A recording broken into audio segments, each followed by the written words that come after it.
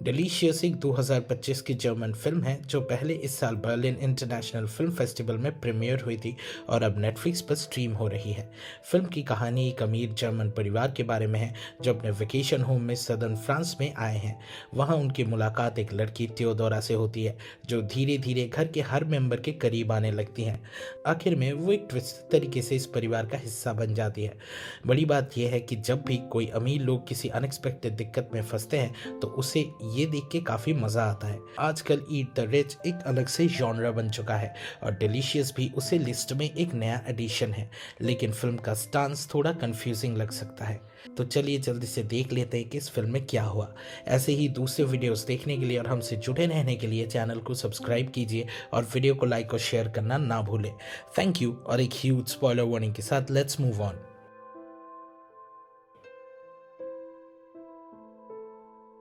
Film की शुरुआत एक कार के अंदर होती है जिसमें एक फैमिली चारों तरफ ट्रैफिक में फंसी हुई है और बेसब्री से रास्ता क्लियर होने का इंतजार कर रही है। लेकिन ये सिर्फ नॉर्मल ट्रैफिक जाम नहीं है बल्कि एक सीरियस ब्लॉकेज है, क्योंकि गुस्से से भरी एक भीड़ प्रोटेस्ट कर रही है और पूरा रोड ब्लॉक हो चुका है। जब परिवार के लोग अपने रूट को लेकर सवाल उठाते हैं तो उनका हायर्ड शॉफर बताता है कि ये प्रोटेस्ट ज़्यादा महंगाई और बढ़ती हुई एक्सपेंसेस के खिलाफ हो रहा है। पर ये फैमिली ऐसे स्ट्रगल से अनजान है, क्योंकि ये एक अमीर क्लास से बिलोंग करते हैं जिनको कभी जिंदगी की बेसिक ज़रूरतों के लिए सोचने की ज़रूरत नहीं पड़ी। जॉन और एस्टर एक दूसरे के साथ काफ़ी सालों से शादीशुदा है और ये घर जहां वो जा रहे हैं एस्टर के माँ बाप का है। उनका बड़ा बेटा फिलिप एक ऐसे उम्र में है जिसमें उसे सामाजिक इश्यूज और पॉलिटिक्स में इंटरेस्ट आने लगा है, इसलिए वो प्रोटेस्ट के वीडियोस बनाने लगता है। छोटी बेटी एल्बा अभी काफ़ी छोटी है और उसकी सबसे बड़ी फिक्र सिर्फ ये है कि उनकी सेफ्टी का क्या होगा। लेकिन वो इतनी स्मार्ट तो है कि समझ सके कि उसके पापा का कहना कि कार के विंडोज बुलेट प्रूफ है एक झूठी बात थी। बड़ी मुश्किल से ये परिवार रोड के ब्लॉकेज से निकलता है और अपने सदर्न फ्रांस के वेकेशन घर पहुंचता है। ये घर एकदम लग्जूरियस है जिसमें सारी मॉडर्न सुविधाएं मौजूद है। ये फैमिली यहाँ रिलैक्स करती है, स्विमिंग पूल में एंजॉय करती है और धूप का मजा लेती है। फिर वो डिसाइड करते हैं कि शाम को एक फैंसी रेस्टोरेंट में डिनर करने के लिए रिजर्वेशन करवाएंगे। शाम को जब ये फैमिली रेस्टोरेंट से वापस आ रही होती है तब एक नया और काफी अनकंफर्टेबल एक्सपीरियंस उनके साथ होता है, चाहे वो लोग हर साल यहाँ आते ही क्यों ना हो। जॉन ने बहुत शराब पी रखी होती है और कंट्री साइड की खूबसूरती देखते देखते वो अपने होश खो बैठता है। इसी बीच एस्टर एक लड़की को रास्ते में बैठा हुआ देखती है। जॉन किसी तरह गाड़ी को घुमाता है और ब्रेक मार देता है, लेकिन लड़की की हालत ऐसी लगती है जैसे उसे गाड़ी ने टक्कर मार दी हो। क्योंकि जॉन ड्रंक ड्राइविंग कर रहा था इसलिए पुलिस केस से बचने के लिए एस्टर सोचती है कि लड़की को घर ले जाए और उसकी छोटी मोटी चोटों का इलाज खुद ही कर ले। यही वो पल होता है जब पहली बार ये लड़की यानी थियोडोरा उनके वेकेशन हाउस में आती है, बिना किसी को ये अंदाजा हुए कि ये एक फैसला उनकी पूरी जिंदगी बदल देगा। जॉन और एस्टर इस लड़की को जानने की कोशिश करते हैं, पर ऑडियंस को पहले से ही पता चल जाता है कि थियोडोरा एक गैंग की मेंबर है जो सिर्फ अमीर लोगों को ही अपना टारगेट बनाता है। ये ग्रुप ऐसे लोगों के करीब आता है, उनसे दोस्ती करता है और फिर उनका पैसा लूट कर उनकी जिंदगी बर्बाद कर देता है। शुरू में ये क्लियर नहीं होता कि इनका असली मोटिव क्या है, लेकिन एक बात तो पक्की है, ये लोग अमीर लोगों से नफरत करते हैं और इनके साथ कोई सिंपैथी नहीं दिखाते। होटल में काम करते वक्त ये ग्रुप मेहमानों की चीजें चुपके से चेक करते हैं और एक तो इतना हद पार कर देता है कि एक महंगी वाइन बोतल में ही पेशाब कर देता है, सिर्फ इसलिए क्योंकि ये सिर्फ अमीर लोग ही अफोर्ड कर सकते हैं। जब थियोडोरा और उसके दोस्त जॉन और उसके परिवार को देखते हैं तो समझ जाते हैं कि ये एकदम परफेक्ट टारगेट है, बहुत अमीर लेकिन बिना किसी पावरफुल कनेक्शन के जो इनके प्लान में दिक्कत डाल सके। सबसे पहला स्टेप था वो फेक एक्सीडेंट, जो आसान था क्योंकि जॉन और एस्टर दोनों ने शाम भर बहुत शराब पी थी। ये लोग रेस्टोरेंट में सर्वर्स बने हुए थे, इसलिए इन्हें पता था कि जॉन और एस्टर कितना पी चुके हैं। ये लोग उनको फ्री ड्रिंक्स भी ऑफर करते हैं ताकि वो और भी ज्यादा इंटॉक्सिकेटेड हो जाए। जब कार एक्सीडेंट स्पॉट पर पहुंचती है तब तक लूशियन ने थियोडोरा के हाथ पर गहरी चोट बना दी होती है, जो ये दिखाने के लिए होती है कि ये चोट एक्सीडेंट में लगी है। सब कुछ प्लान के मुताबिक चलता है। जॉन और एस्टर ये सोचने की जहमत भी नहीं उठाते कि अगर लड़की को तेज रफ्तार से चल रही गाड़ी ने धक्का मारा होता तो सिर्फ एक हाथ में चोट कैसे लगती। वो उसे घर ले जाते हैं। एस्टर उसे थोड़ा पैसा देती है, लेकिन ये तो सिर्फ थियोडोरा के नेक्स्ट स्टेप का पार्ट होता है। वापस आके थियोडोरा एक नया झूठ बोलती है कि उसका काम चला गया है क्योंकि उसके हाथ की चोट की वजह से वो काम नहीं कर पाएगी। उसके हिसाब से इसका जिम्मेदार जॉन और एस्टर है और इसलिए वो डिमांड करती है कि उसे हाउसकीपर बना दिया जाए। ये एकदम परफेक्ट एक्सक्यूज होता है जो उसे इस फैमिली के और करीब ले आता है। असल में थियोडोरा और उसके दोस्त सिर्फ चोर या स्कैमर्स नहीं हैं, बल्कि ये एक तरह के रूथलेस क्रिमिनल्स हैं जो पैसा लूटने के साथ साथ अमीर लोगों की जिंदगी बर्बाद करने में एक अलग ही प्लेजर महसूस करते हैं। आजकल मूवीज में ऐसे एंटी रिच कैरेक्टर्स देखने को मिलते हैं जो गरीबी या सर्कमस्टेंसेस की वजह से बुरे रास्ते पर चले जाते हैं, लेकिन ये गैंग एकदम अलग है। ये लोग किसी तरह की सिंपैथी डिजर्व ही नहीं करते। इनका काम होता है अमीर लोगों से दोस्ती करना और उन्हें झांसा देना। अपने एस्केपेड्स के दौरान एस्टर एक और अमीर औरत से मिलती है, एम्बर। ये औरत भी इस ग्रुप का हिस्सा बन जाती है और उसका भी वही अंजाम होता है जो बाकी सबका हुआ था। जब सब लोग समुद्र में मजे कर रहे होते हैं, अचानक कोई एम्बर को नीचे खींच लेता है और वो पानी में डूबकर मर जाती है। उसके बाद जब ये गैंग एम्बर के होटल में क्या क्या चीजें हैं इस पर बात कर रहे होते हैं, तो ये क्लियर हो जाता है कि अब वो उसका पूरा सामान लूटने वाले हैं। पहले जो सीन दिखाया गया था जिसमें ये लोग किसी होटल गेस्ट के पर्सनल बिलोंगिंग्स के साथ होते हैं, वो असल में उन गेस्ट को मारने के बाद का सीन होता है। मतलब ये गैंग पहले भी ऐसे ही बहुत बार कर चुके हैं। इनका एक पूरा सेट पैटर्न है, पहले टारगेट के करीब जाना, उनका ट्रस्ट जीतना और फिर पूरा ग्रुप मिलकर काम करना। इस गैंग और पुरानी एंटी रिच मूवीज के कैरेक्टर्स में एक बड़ा फर्क है और यही बात इन्हें सबसे अलग और ज्यादा खतरनाक बना देती है। ये सिर्फ अमीर लोगों का माल लूटने नहीं आए हैं, बल्कि इनके बॉडीज के भी भूखे हैं। बिल्कुल लिटरल सेंस में ये gang eat the rich phrase का मतलब सच में पूरा कर रहे हैं। थियोडोरा और उसके दोस्त जो अमीर लोगों को मारते हैं, उन्हीं का मांस भी खा लेते हैं और ये एक बार गलती से नहीं होता, ये उनका एक रेगुलर मोडस ऑपरेंडी होता है। इसलिए जब एम्बर की मौत होती है तो ग्रुप तुरंत रोस्टेड मीट खाता हुआ दिखाई देता है। इसी वजह से एस्टर जब लूशियन के फ्रीजर में देखती है तो उसको वहां रॉ मीट के पैकेट्स मिलते हैं। मजेदार बात यह है कि एस्टर बिना जाने एम्बर का ही पका हुआ मांस बीच पर खा भी लेती है और उसको इसका टेस्ट और फ्रेशनेस भी पसंद आता है। मूवी के एंडिंग तक एस्टर खुद भी इस कैनिबलिस्टिक ग्रुप के विक्टिम बन जाती है। ये रूथलेस यंगस्टर्स उसे भी मार देते हैं और उसका भी मांस खा जाते हैं। इस एंगल से देखा जाए तो डिलीशियस अमीर या गरीब किसी की भी साइड नहीं लेता। ये फिल्म सिर्फ फाइनेंशियल क्लासेस के नेगेटिव्स दिखाती है। एक तरफ अमीर लोग जो ऑब्नॉक्शियस है और दुनिया के असली प्रॉब्लम्स देख नहीं पाते, और दूसरी तरफ गरीब लोग जो बाईस्टैंडर्स नहीं है बल्कि एकदम प्योर ईविल है।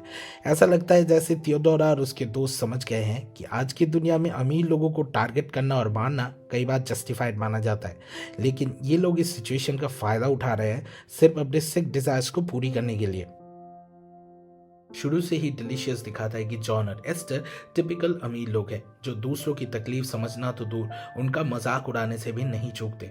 जब लोग हाई लिविंग कॉस्ट के अगेंस्ट प्रोटेस्ट कर रहे होते हैं, तब ये दोनों सिर्फ इस बात से इरिटेट हो रहे होते हैं कि उनकी वेकेशन राइड डिले हो रही है। ये लोग अपनी प्रिविलेज के इतने आदी हो चुके हैं कि दूसरों की बेसिक नीड्स इनके लिए मैटर ही नहीं करती। पहले रात ही उस रेस्टोरेंट में एस्टर का थियोडोरा से एनकाउंटर होता है, लेकिन ये एक नॉर्मल मीटिंग नहीं होती। एक वॉशरूम में बिना कुछ बोले एस्टर थियोडोरा के ट्रे से एक टॉवल उठा लेती है, अपना मुंह पोंछकर फिर उसी गंदे टॉवल को ऑलमोस्ट ट्रे पर ही फेंक देती है।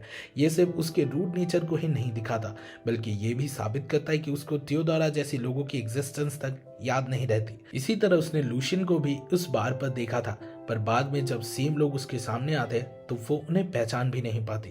इसका सीधा मतलब यह है कि जॉन, एस्टर और उनके अमीर फ्रेंड्स यानी काकी और कोरा सब अपने सुपीरियरिटी कॉम्प्लेक्स में इतने डूब चुके हैं कि वो खुद को हमेशा सेफ समझते हैं, पर यही एटीट्यूड उनको वल्नरेबल बना देता है।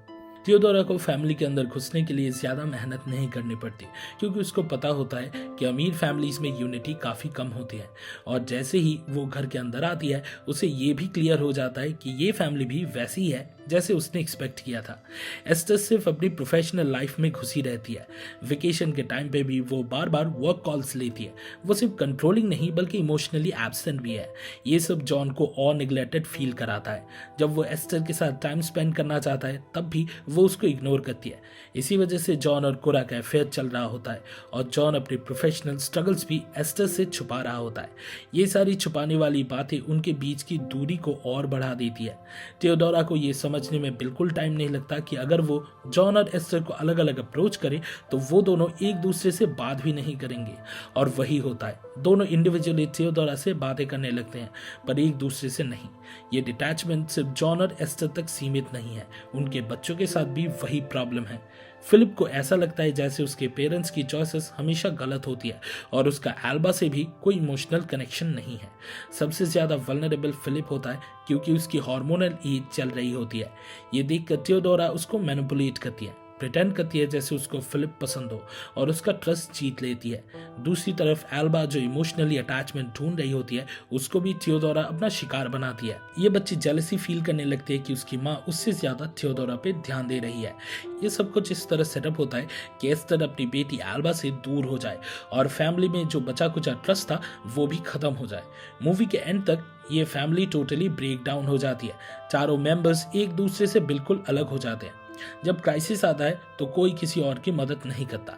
टेक्निकली ये कहना गलत नहीं होगा कि ये फैमिली पहले से ही एक यूनिट कभी भी नहीं थी। सब सेल्फ सेंटर्ड थे और इसी वजह से आउटसाइडर्स को इन्हें तोड़ने में कोई भी दिक्कत नहीं आई।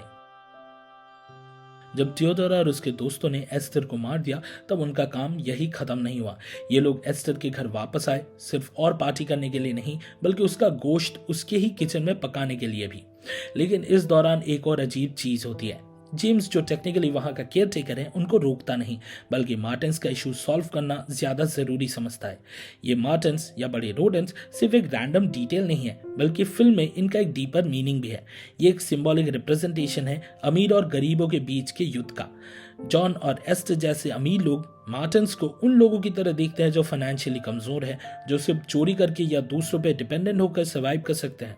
दूसरी तरफ थियोडोरा और उसके दोस्त इन रोडेंट्स को एक और एंगल से देखते हैं। उनकी नज़र में ये मार्टिन्स वही रिच क्लास है जो दुनिया में सिर्फ डिसीजेस और दुख फैलाते हैं।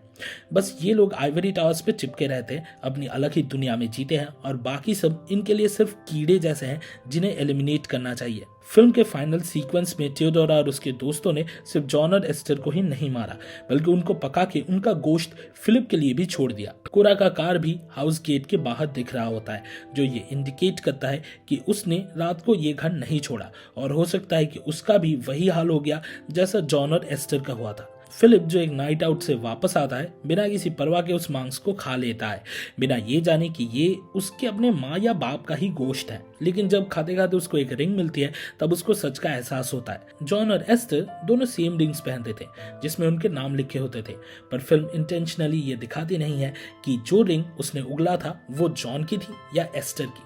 फिलिप टेक्निकली एक प्रिविलेज्ड टीनेजर है जो सिर्फ अपनी दुनिया में बिजी रहता है। प्रोटेस्ट और वर्किंग क्लास स्ट्रगल्स पर उसके ओपिनियंस तो होते हैं लेकिन वो सिर्फ वीडियोस रिकॉर्ड करता है, शायद सिर्फ अपने सोशल मीडिया के लिए। जब उसको पता चलता है उसके पेरेंट्स गायब हैं या उनका मर्डर हो चुका है तब भी फिल्म ये हिंट देती है कि हो सकता है वो इस चीज़ से ज़्यादा इफेक्टेड ना हो सकता है कि उसको जॉन और कोरा की डेड बॉडीज भी मिल जाए लेकिन उसके एक्शन से ऐसा नहीं लगता कि ये उसके लिए कोई लाइफ चेंजिंग मोमेंट है। हो सकता है कि वो बस अपने पेरेंट्स के वेल्थ और कंफर्टेबल लाइफ के साथ आगे बढ़ जाए बिना ज्यादा सोच विचार किए। ये सीन ये बताने की कोशिश करता है कि प्रिविलेज लोग कितने डिटैच्ड होते हैं और उनके पास जो भी हो रहा हो वो सिर्फ अपने कंफर्ट जोन में रहना चाहते हैं। थियोडोरा और उसके फ्रेंड्स सिर्फ मारने और लूटने तक ही सीमित नहीं है, वो एल्बा को भी अपने साथ ले जाते हैं। ये सिग्निफाई करता है कि वो सिर्फ एक और रिच विक्टिम नहीं बल्कि एक नए मेंबर को ग्रूम करना चाहते हैं। क्या ये एक रिवेंज फैंटेसी है जहां एक रिच फैमिली का एक मेंबर गरीब क्लास की आइडियोलॉजी में दाखिल हो जाता है, या फिर ये एक वार्निंग है कि कैसे बच्चों को आसानी से मैनिपुलेट किया जा सकता है। ये सब कुछ इंटेंशनली ओपन एंडेड रखा गया है ताकि ऑडियंस अपने हिसाब से इसका मीनिंग निकाल सके। हे इस वीडियो को देखने के लिए शुक्रिया। डिलीशियस देखने का आपके एक्सपीरियंस के बारे में कमेंट सेक्शन में जरूर शेयर करें। सिनेमा सीरीज की वीकली डोज के लिए लाइक बटन दबाएं और हमारे चैनल को सब्सक्राइब करें। अगले वीडियो में मिलते हैं और फिलहाल के लिए we are signing off. Good bye and I will be back.